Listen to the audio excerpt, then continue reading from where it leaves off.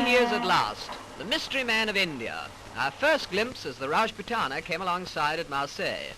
And there's a woman of whom you've probably all read, but never seen in a picture.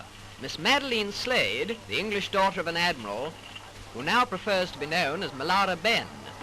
She's one of Mr. Ghandi's most devout disciples. She's leading the way ashore now, and just behind her comes Mr. Ghandi, dressed as he said he would be, in just his loincloth, even in the chilly climes of Europe. And he's carrying with him his pots and pans, which he declared at the customs.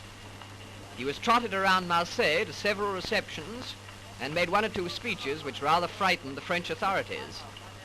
But when asked to speak into the sound-filled microphone, he said, "I think not."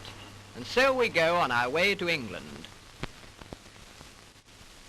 Well, here we are at Folkestone, with the Biarritz coming alongside, and as Ghandi said, in proper English weather, pouring rain and bitterly cold.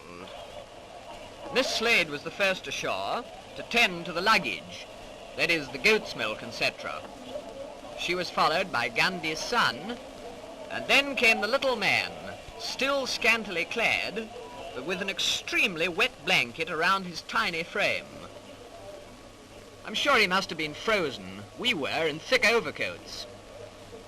He picked his way through the puddles along the quay side, and he was wearing sandals, by the way, to the waiting motor car, for he decided that he'd rather go up to London by road. He insisted on sitting up in the front seat with the driver. He said that he could see better that way. So he tucked himself in, and so off to London, whilst his followers went by the boat train. In town, quite a lot of people had waited in the pouring rain outside the Friends Meeting House on the Euston Road to see what he really looked like. But at first they were quite disappointed, because he went in the back way. But shortly afterwards he left by the front way. And then they really did see quite a lot of him, even his knees.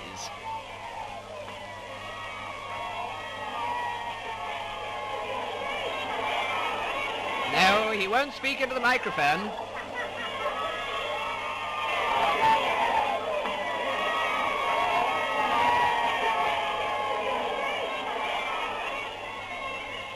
And so to his poplar home, where we leave this bizarre little man, whose coming has caused so much comment, complete with loincloth, spinning wheel and goat's milk, feeling sure that he cannot complain of his reception or the publicity he has received, from which, by the way, we always understood that he shrank.